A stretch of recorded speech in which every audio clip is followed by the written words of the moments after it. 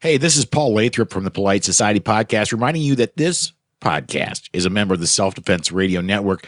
Check out all the other great podcasts on the network at selfdefenseradio.net.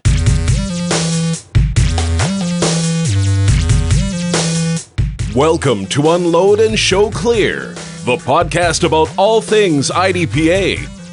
And now, here's your host, the only man to shoot the same non-threat 4 times at Nationals, Lloyd Bailey.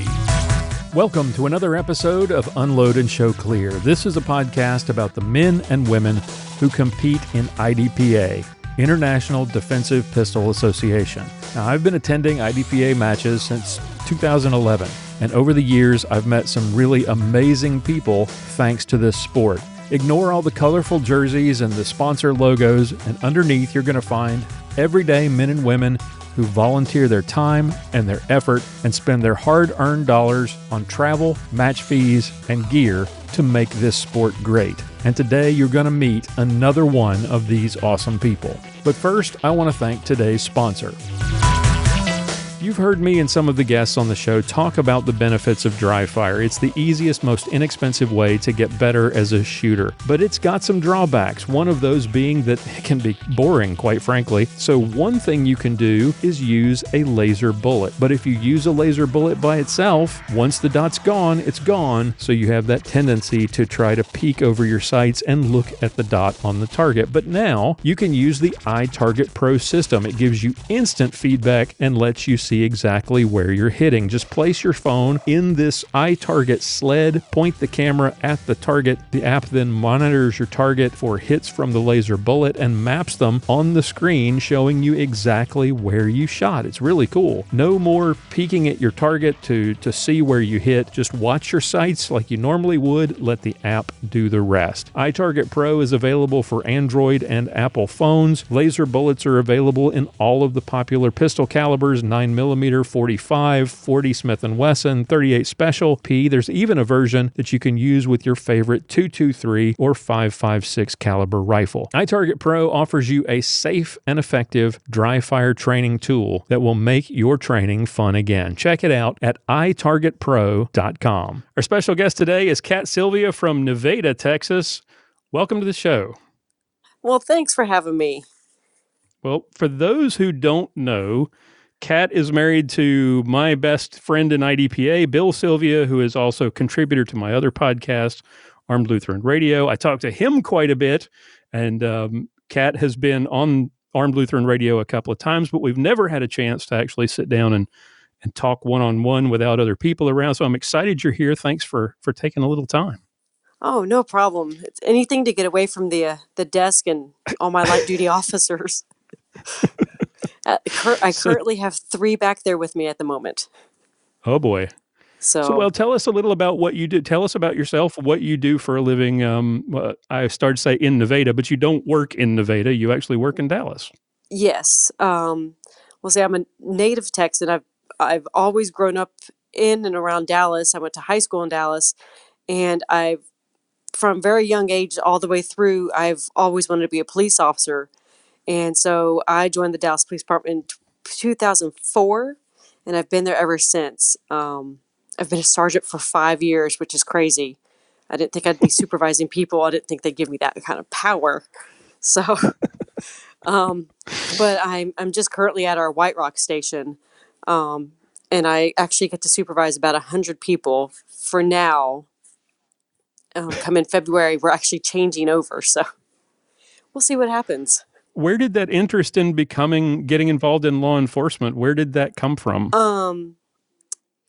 I don't know. I think it's just growing up. All my friends kept asking me if my dad was a cop. Well, no, he's just got that hard-ass personality if he doesn't take crap from anyone. He's just an airplane mechanic. So we have similar personalities, and I just like the not sitting inside all the time, every day, looking at the same, stuff. So I now get to go out and handle people, which I'm not a people person, but I'll go out and do it. So it's I can honestly say it's not the same thing every day. Right. So not being a people person, why on earth would you I don't know. Would you want to go and deal with the worst people? Well, maybe it's just because I have that sense I want to help the people that can't help themselves. And I got a very logical mind. And so I want to make sure all the steps are taken the right way, just so we can make sure the bad guy stays in jail as long as possible. So Right. it's just that need I need to help people. So it's because I see a lot of like elderly people or children. It bothers me the most when I see children are the victims of crime, and I always want to make sure that they're given the justice they need. And I mean, it sounds very cliche, but I have that urgency to help. So, did you grow up around guns? Were you introduced to guns at an early age, or Um, was the academy the your introduction? I didn't, to be honest, I didn't shoot my first gun until college, and it was me and a guy I was dating at the time. He says, "Hey, let's go shooting." Okay, that was not fun. It was cold. It was not fun. And then I got into the academy, and they started me on the right path to shooting, and that's where I touched my first Sig Sauer. So now I have that love for SIGs. Well, I was going to go there later. Your husband is a Glock guy, and you are the SIG gal. Yes. What is it about SIG that you love? It fits my hand really well, and it's a heavy enough gun that when you're out of ammo, you can beat someone to death with it. So I always have a weapon, whether with bullets or without. Right. How did you get introduced to competitive shooting and IDPA? Well, our daughter was born in 2012, and Arnold Brown is a friend of ours. We've known him from the police department for years, and he talked to Sergeant Bill about getting into IDPA, and he started shooting while we had a newborn at home just to get out of the house. And so I think he figured once I would get out there and Arnold let me shoot some of his light loaded ammo, I would be hooked, and I kind of was. So I got hooked, and I think it was about 2013 is when I got hooked. So I wanted to make sure that the kid was, our baby was old enough I could leave her alone with my parents. Yeah, I started to say, finish that sentence. That sounded, we're just going to leave the kid at the house. We'll go shooting. We leave the kids with the dogs. The dogs will babysit for us. So, but yeah, it's kind of Arnold Brown and Bill's fault that I'm in IDPA now too. So did you were you hooked from day one? What do you remember of the first match that Bill took you to? Well, one of the first matches was with my duty belt and my horribly ugly City 226, which has a double action Kellerman trigger, which is a horrible trigger. And I know I was frustrated that first few times I shot with my duty weapon, and then we switched me to, I think I had the SIG GSR 1911, and I started shooting that, and then we changed me over to, I can't think what it is. It was I know I had a sparkly green backstrap on it. I don't remember what it was, but I started shooting that, and then once I started getting the lighter guns, it was much easier. I enjoyed it more. But I saw the IDPA and how it actually translated into what I do for a living, and how it can help me better my skills, either searching houses or searching buildings, or being more tactically sound in my own job. So I saw it as a pseudo training, but it was also a fun pseudo training. Mm-hmm. So where I don't get shot back at like they do with our simulation rounds, right? Which they'll shoot back at us. Now that you mention that, that reminded me. In my experience from shooting with you, the one thing that you seem to struggle with, not so much anymore, but was the difference between how the police academy, the police department taught you to handle your firearm versus how you play the game in IDPA, the whole, it'll get you killed in the streets stuff. Talk about the difference between the two and some of the kinds of things that you've had to overcome from your police training. Okay, so in the police academy, when we would go to the range, if we dropped a magazine and we would bend over to pick it up, they would yell at us not to bend over and pick it up. It's like, well, my gun is up above my head, my finger's off the trigger, and I can bend down easily. No. If we drop a magazine, we could not pick it up. If we had a malfunction, we could not clear the malfunction. We had to stand there, have an instructor come help us. And it's still like this still to this day, that if we drop a magazine on the firing line, we're not to pick it up. If we have a malfunction, if we fumble something, we have to just raise our hand and I need help. And that was a huge struggle for me in IDPA, where I drop a full magazine. I can pick it up. It's okay. No one's going to yell at me. I mean, I'll get yelled at for not picking it up. So I have when I started, I had so many years of don't pick it up, don't pick it up, don't pick it up. Keep your finger off the trigger. You shoot a few times, you decock the weapon. It was so frustrating. And then I finally got over that hump of I'm going to do what I want. So if they yell at me at the academy, what are they going to do? Punish me? I'm a sergeant. What are they going to do? Put me in patrol? I'm already there. You sign their checks. Yes. So, and it's difficult because in the academy, or even in training, they tell us, you got to slice the pie. You got to go slow. You got to, if you're going around a corner, go slow. And IDPA is, if you don't go, you're losing points. So if you don't go, you're wasting time.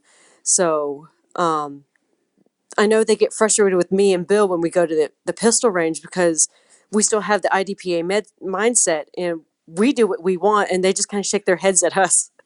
So like today, I had to do rescue task force training with the fire department, where if there's an active shooter, we go, go, go. Well, they had it positioned to where I wouldn't be one of the shooters, because they know I will hit what I shoot at now. So I got stuck guarding the door, and then the second time I got stuck being in the station on the radio. It's like, this is not fun. I don't want to do this anymore. So, and the sergeant in charge, she just laughed and laughed. It's like, this is not funny. So it was very hard to transition from police training to IDPA, but after a couple of years, it's pretty seamless now. So I know when to shut off police and turn on IDPA. There you go. Yeah, I remember. Yeah, it's like a little switch. I got to turn it on. Was it 2 years ago or 3 at the battle in Benton in Arkansas? I remember we all died laughing because you dropped a magazine and then you had this ongoing conversation with yourself, arguing with yourself about whether to pick it up or not to pick it up. And then certain words came out and we just could not stop laughing. Yes, because I was still at that, do I pick it up? Do I not pick it up? What am I doing? So it's finally a couple bleep, bleep, bleeps, pick up the magazine, load it back in your gun, bleep, bleep, bleep, keep shooting. So yes, I remember that. I was so mad with myself, but it was getting over that hump. And I think once I got over that hump, I'm much better. So now what was, but I still cuss a lot. I cuss more now at work than I do with IDPA, though. You have been more reserved. That's true. I have noticed that. So what was the first sanction match? I don't remember. I want to say, I think it was at the Triple C Tactical Range. I think it was one of the Texas State matches. Okay. I don't remember what the year was, but I know Bill shot with me and Arnold Brown shot with me. I had a blast. It was hot as crap, but it was still a lot of fun. So I remember, I think it was that same match. They had an array of, I think, 18 targets, and you had to do all these like body and head shots. But if you kept hearing steel ringing, you're hitting the hard cover that they had. And my silly self put 2 rounds on each target, and I ran out of ammo during the one stage. Oh, I remember. Done. No more ammo. That was the Texas State match down towards, I think, unless there was another like it, there was one like that at the Texas State match down in Sealy, down towards Houston. Yes, I think that was it. And everything was Texas themed, and that one was called the Battle of Goliad, and there were 18 targets, and you had to shoot each target once, and half of them were behind hard steel cover, and it sounded... Yes, I was so mad at that stage. Oh, I know. And that stage is why I listen. I now listen to the stage description. How many on target? How many do we hit? Yes. That was also the same match where my brother was watching our kids, and my brother called me about something. I got distracted. I didn't load my magazines. I went up with a half-loaded magazine, a full magazine for my gun, and that was it. It's like, oh no. So, needless to say, I was a little frustrated then. Yes. So now I don't take phone calls during a match because I will get distracted. Right. So, oh yeah.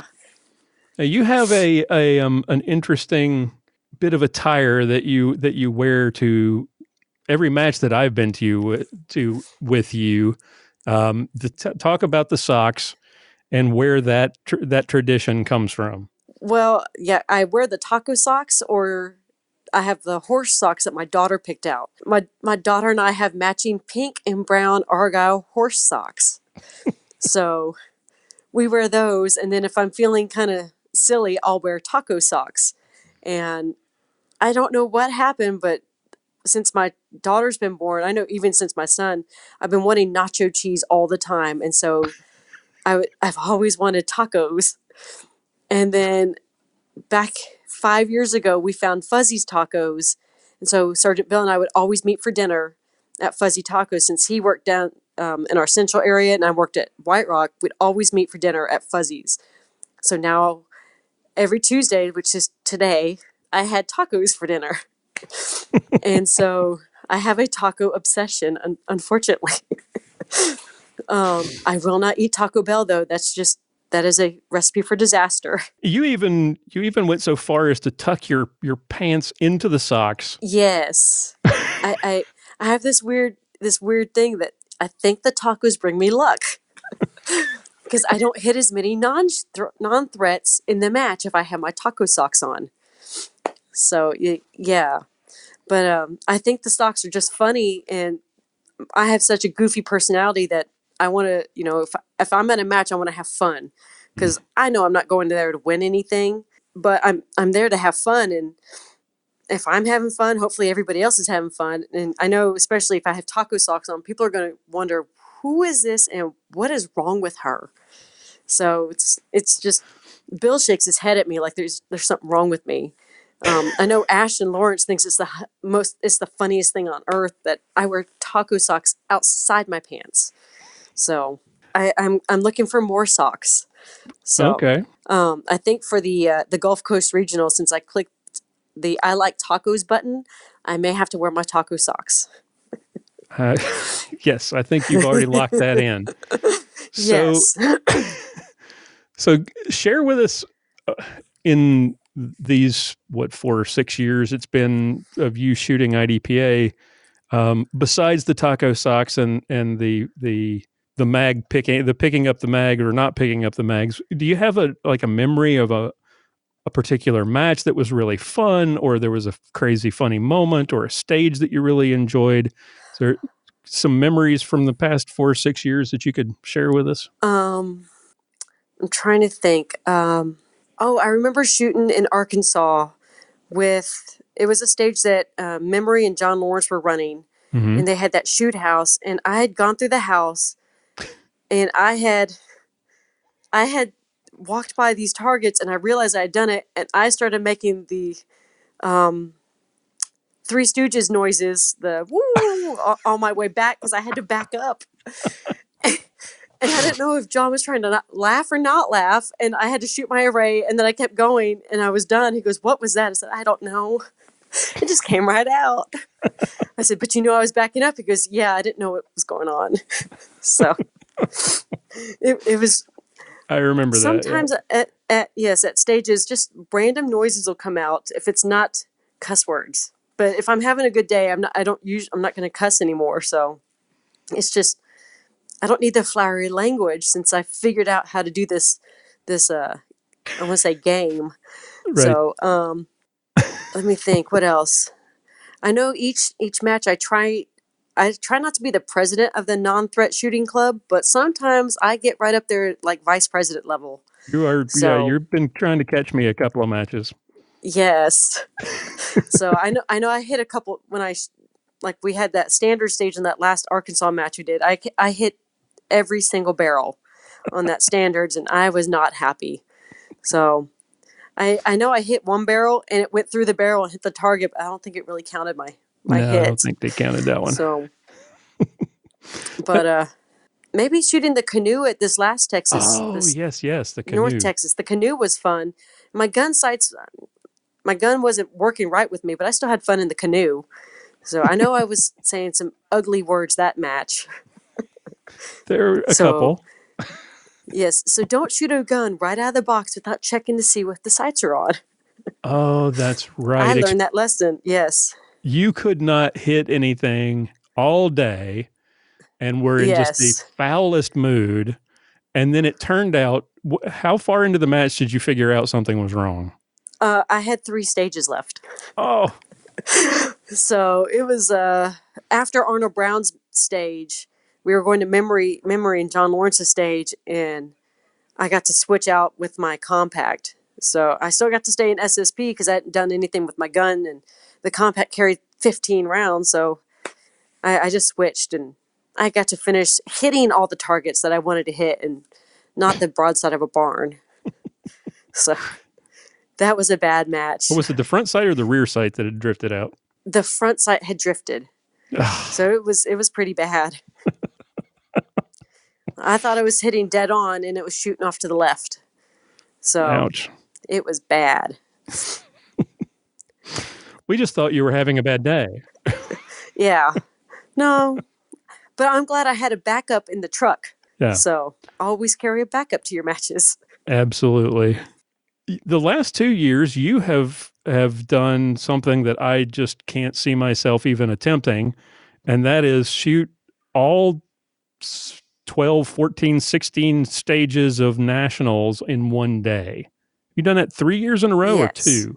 Just 2 years. 2 years. I actually like shooting all day because once I know that I'm done on Thursday, I don't have to do anything else the rest of the weekend. I mean, this last nationals, I didn't get done till 7:45 at night, so it was interesting shooting my last 2 stages in the dark with headlights. But I didn't like starting at 9 a.m. because we get done too late at night if we're running slow or if there was a stage malfunction. But I enjoyed it. It was a lot of fun. So except for the rain delays, Right. that was not fun. But I like having to be able to be done with everything on the same day instead of having to go back, and because I feel like I've warmed up after the first like 3 or 4 stages. I'm warmed up, and so I know what I'm doing, and I'm hitting what I'm aiming at, and I'm moving, and I don't have to. I'm not cold for the next day. Right. Is there a key, in your opinion, to being able to get through? Because to me, that's a slog. After 10 stages, I feel like wrung out most of the time. Then again, I'm older than you are. But what is the key to sort of to maintaining all the way through the day? I don't eat the lunch. What I'll do is I like bringing the snacks. I'll bring snacks to keep my energy up, but I won't eat the lunch because I don't want to be bogged down. But drinking, I drink plenty of water, or also Dr. Pepper, which is my other downfall besides tacos. But I like having the snacks during the day, like grapes or strawberries, something I can just kind of eat real fast between stages because it's going to fill me up, but I'm not going to be bogged down like a bread or Right. chips or like kind of junk food would do to you. Mhm. But also I'm hypoglycemic, so I have to eat all the time during the day just so I don't have that low blood sugar moment and possibly fall out. So, but yeah, don't eat the lunch. And it's also like Mike Plato does. He does a snack in the middle of the matches and lunch afterwards. That's also, I mean, that makes the match go by fast. And shooting the nationals all day, it's just have your snacks and kind of bypass your lunch, but keep your energy up. There you go. Because then you don't have that afternoon slump that some people get of, I ate too much. So, Right. yeah. Just go take a nap, especially after an Arkansas match meal. Yes. Yeah. You don't want to shoot after that because then it's, I'm going to take a nap. I quit. No more. So I'm going to take my taco socks and lay in the truck. That's right. So Here's a question that I ask, and I suspect I'll get an interesting answer from you, knowing you. But most of the it's a weird question, and 70 to 80% of the time, the answers are completely mundane and boring. But every now and then, I get something interesting. besides your gun and the usual stuff, the whole gun holster, mag carriers, eye and ear protection, ammo, what's the most important item that you always make sure that you take with you to a match, and why? Well, I have to take my taco socks. If I don't take the taco socks, I got to take my Argyle horse socks. But besides those, I have a visor from my college I love wearing that my husband has been repeatedly trying to change out, along with my best friend, because they say it's ugly and old and just faded. But it's my favorite hat, so I have to have that too. I got to have my taco socks. Taco socks in the Sam Houston State visor, right? Bearcats, yes. I got a new one for Christmas. We'll see if it works, but if not, I'll have my old one with me. Always have a backup hat. Got to have the backup. I just think the taco socks in my hat, they kind of reflect my personality. So I don't want to be one of those people of, who is that? And what is wrong with her? I kind of want to get that kind of response of, oh, okay, that's just Kat. Yeah, okay. So that's just her. She's just a little weird. Feel good, shoot good, right? Yes. Because if I'm having fun, then hopefully I shoot well. Because if I'm not having fun, I'm going to be you don't want to be around me. So, even my officers learned here, if Sergeant Kat is in a bad mood, we steer clear of the desk because she will give us the mom finger or the look, and we will get a really bad assignment. I know Bill is big on dry fire and practice. Do you join him in that, or have you got your own practice routine? Or do you take the Scott Longhorn approach and just say, practice is for people who want to be perfect? Yes. Part of me doesn't want to dry fire and practice just to spite Bill. Because he's always, you need to dry fire, you need to practice. If you did this, you'd do better. I don't want to just to spite him. And I know he's going to listen to this and go, what is wrong with you? You'd get better if you would practice. I don't want to. I just want to have fun. So, I practice in my sleep. When I close my eyes, I'm practicing. Visualization. Yeah. Yes, that's what it is. If I really feel like I need to practice either the moving and shooting, or the moving and the movement, or the reloads, I'll practice it. But most of the time, I just don't practice just to spite Bill. And he's gonna hate me for that. But it is what it is. He knows how I feel about it. So that's okay. Oh yeah. So the last question I always ask is, what is it? Aside from the fact that your husband drags you to matches, what is it? Would you keep going back if he wasn't doing that? What is it about the sport that you love? I like the people, because I deal with cops all the time. We all had the same personality. It gets a little boring sometimes. I like meeting the people that shoot IDPA, because I see that it's not just cops that handle their weapons, and not all cops handle weapons, but it's nice to see that there's citizens out there that care enough about themselves and their country and their families that they are going to carry weapons and practice with them. Those are the people that if I get into something out on the street and I don't have cover officers, I want these people to help me out. These are the people I want on my side shooting with me, not at me, because then I have a little problem. And I like the shooting part. I like the stages. I like the difference of the stages. I like the difficulty, the ease, because it gives me time to practice my trade. It gives me time to handle weapons. That way, if I have new officers come to me and they ask me about things, I'm more knowledgeable about it. But IDPA is mostly meeting the people that I've met, because without IDPA, I wouldn't be doing this podcast, and I wouldn't know most of the people on your podcast that you've had so far. It's a fun sport. Pretty cool. It is. Great people. And I am blessed to have gotten to know you and Bill, and thank you so much for taking a minute to hide out in the conference room there and sit down and answer a few. I know. I even turned my radio down because our dispatcher's a little loud. She's got a loud voice. Hopefully she doesn't listen to the podcast. I don't think she does. I don't think she'd leave. I think she does more overtime than she does listen to podcasts. Well, thank you so much for taking the time to do this. I really appreciate it, and I'm looking forward to seeing you at a match really soon. Oh, yes. Well, thank you so much for having me.